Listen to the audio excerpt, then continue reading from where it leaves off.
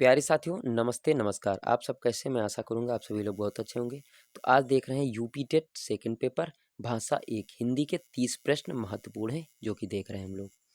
चलिए चलते हैं। पहला क्वेश्चन आपकी स्क्रीन पे आ चुका है कि लोकगीतों को भाषा की कक्षाओं में स्थान दिया जाना चाहिए क्योंकि क्योंकि इससे बच्चे संस्कृतिगत विशेषताओं से परिचित होते हैं। ऑप्शन आपका चौथा सही हो जाएगा।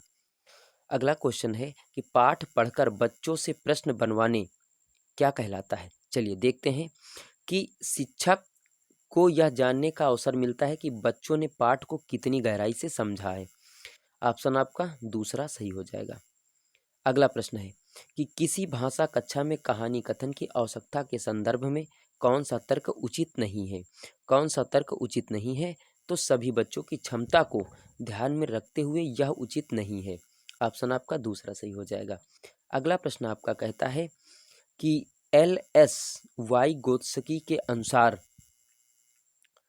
क्या भाषा एवं चिंतन एक दूसरे से स्वतंत्र रूप से विकसित होते हैं? ऑप्शन आपका तीसरा सही हो जाएगा। एल एस वाई गोत्सकी के अनुसार है। ऑप्शन आपका तीसरा सही हो जाएगा। अगला प्रश्न है कि मौखिक अभिव्यक्ति में बोधगम्यता बनाए रखने के लिए निम्नलिखित में से किस पर सर्वाधिक ध्यान देना चाहिए?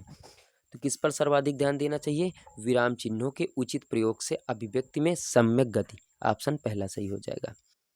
अगला प्रश्न आपका कहता है कि स्कूल कहना किस प्रकार उच्चारण दोष का उदाहरण है?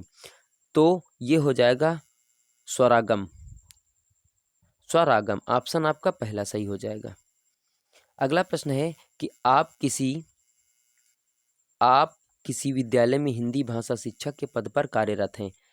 आप कक्षा 8 के छात्रों के आकलन के लिए किसका सहारा लेना चाहेंगे? किसका सहारा लेना चाहेंगे?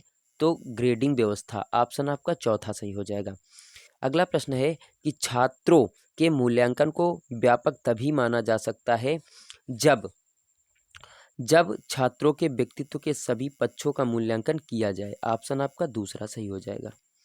अगला प्रश्न आपका क्या कहता है कि भूमिका उसको समझने की होती है जो विद्यार्थी और शिक्षक निर्धारित लक्ष्यों की दिशा में करते हैं। क्या करते हैं? आकलन और प्रगति। ऑप्शन आपका दूसरा सही हो जाएगा। उपचारात्मक शिक्षण का आधार निम्नलिखित में से कौन सा है? कौन सा है? केवल सी। केवल सी। निदानात्मक परीक्षण केवल सी हो जाएगा आपका। ठीक है प्यारे साथियों। अगला प्रश्न कि भाषा शिक्षण के संदर्भ में कौन सा कथन सही नहीं है? तो कौन सा कथन सही नहीं है कि भाषा शिक्षण में केवल भाषाई शुद्धता पर ही अधिक बल रहता है। ऑप्शन आपका दूसरा सही हो जाएगा। अगला प्रश्न आपका क्या कहता है कि हाँ एक बहुसांस्कृतिक पृष्ठभूमि वाली कक्षा में भाषा सीखने के बारे में कौन सा विचार उचित है? ऑप्शन तीसरा हो जाएगा कि भाषा परिवेश का निर्माण किया जाए ताकि भाषा अर्जन की सहज स्थिति बन सके। ऑप्शन आपका तीसरा सही है।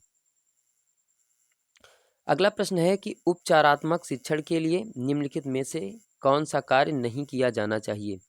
कौन सा कार्य नहीं किया जाना चाहिए? तो प्राथमिक स्तर पर बच्चों के परीक्षा में फेल होने पर उन्हें अगली कक्षा में प्रोन्नत करने से रोकना।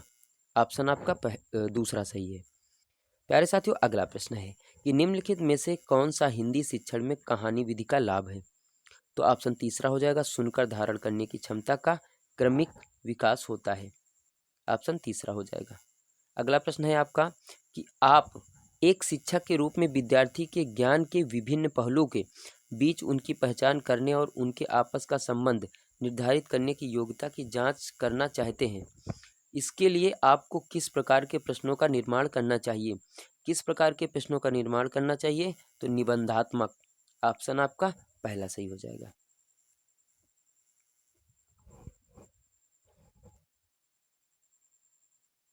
प्यारे साथियों अगला प्रश्न है कि लोक कथाओं में शामिल है। क्या शामिल है? लोक जीवन के रंग। ऑप्शन आपका पहला सही हो जाएगा। अगला प्रश्न है कि लोक कथाओं में किस परिवेश की महक की बात की गई है? तो किस की बात की गई है? आप देखो। ऑप्शन आपका चौथा सही हो जाएगा, बच्चों के आसपास मौजूद परिवेश की। ठीक है।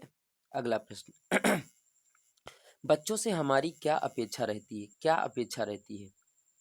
वे कहानी की घटनाओं को याद रखें ताकि आगे कहानी से जुड़ा जा सके। ऑप्शन आपका चौथा सही हो जाएगा। अगला प्रश्न है कि अनुच्छेद के आधार पर कहा जा सकता है कि इसका मुख्य बिंदु क्या है? तो कहानी में याद रखना जरूरी होता है। ऑप्शन आपका दूसरा सही हो जाएगा। अगला प्रश्न है कि परिवेश की महक पद का अर्थ क्या होता है? तो ऑप्शन एक है कि परिवेश की विशिष्टताएं एवं सीमाएं। ऑप्शन पहला आपका सही है। 50 का 1। अगला प्रश्न है कि कहानी की क्रमिक घटनाओं में एक तर्क होता है जो बच्चों के मनोभावों से मिलता जुलता है। वाक्य किस ओर संकेत करता है? किस ओर संकेत करता है? तो ध्यान दीजिए, बच्चे भी कहानी के बारे में लगभग उसी तरह सोचते हैं जिस तरह कहानी में घटनाएं घटती हैं। ऑप्शन आपका चौथा सही हो जाएगा। अगला प्रश्न आपका क्या कहता है कि राष्ट्रीय एकता का विश्व भर में सर्वोत्तम उदाहरण किसे कहा जा सकता है? तो किसे कहा जा सकता है कि भारतीयता की भावना को। ऑप्शन आपका पहला सही है। अगला प्रश्न मेरे प्यारे साथियों क्या है कि पूरी दुनिया में भारत की अलग पहचान कौन स्थापित करता है? तो कौन स्थापित करता है? विविधता में एकता। विविधता में एकता। ऑप्शन आपका चौथा सही है। अगला प्रश्न है कि कौन सी एकात्मकता भारत की राष्ट्रीय एकता की नींव थी? तो संस्कृति एवं धर्म का एक होना। ऑप्शन आपका तीसरा सही है। अगला प्रश्न आपका क्या कहता है कि निम्नलिखित में से किस कारण के लिए राष्ट्रीय एकता की आवश्यकता की चर्चा इस गद्यांश में नहीं की गई है? इस गद्यांश में नहीं की गई है तो धार्मिक एकता। ऑप्शन आपका दूसरा सही हो जाएगा प्यारे मित्रों। अगला प्रश्न है कि विदेशी शक्तियों ने किस पर आधिपत्य स्थापित किया है? किस पर आधिपत्य स्थापित किया है? तो भारत पर। ऑप्शन आपका चौथा सही हो जाएगा। अगला प्रश्न है कि आक्रांत का तात्पर्य क्या होता है? तो क्या होता है? अपने अधिकार में लेना, किसी चीज को अपने अधिकार में लेना। ऑप्शन आपका दूसरा सही हो जाएगा। अगला प्रश्न है क्षेत्रीयता की तरह किस संज्ञा शब्द का प्रयोग प्रस्तुत गद्यांश में नहीं हुआ है? प्रस्तुत गद्यांश में नहीं हुआ है तो दयनीयता। ऑप्शन आपका तीसरा सही हो जाएगा प्यारे साथियों। अगला प्रश्न क्या कहता है आपका कि दुश्मनों से रक्षा के लिए वाक्य में रेखांकित शब्द में कौन सा कारक होता है? कौन सा कारक होता है? तो देखो करण। ऑप्शन आपका दूसरा सही हो जाएगा। ठीक है प्यारे साथियों। अगला प्रश्न है कि इन विदेशी शक्तियों ने हमारी सभ्यता वाक्य में रेखांकित शब्द है क्या है? तो निश्चय वाचक सर्वनाम है। ऑप्शन आपका, क्योंकि ये इस पे निश्चयवाचक सर्वनाम है। ऑप्शन आपका तीसरा सही हो जाएगा। प्यारे साथियों, आपको हमने हिंदी के 30 क्वेश्चन बताएं। क्लास कैसी लगी आप लोग एक बार जरूर से जरूर कमेंट करके बताना। नमस्कार साथियों, नमस्ते, नमस्कार प्यारे साथियों।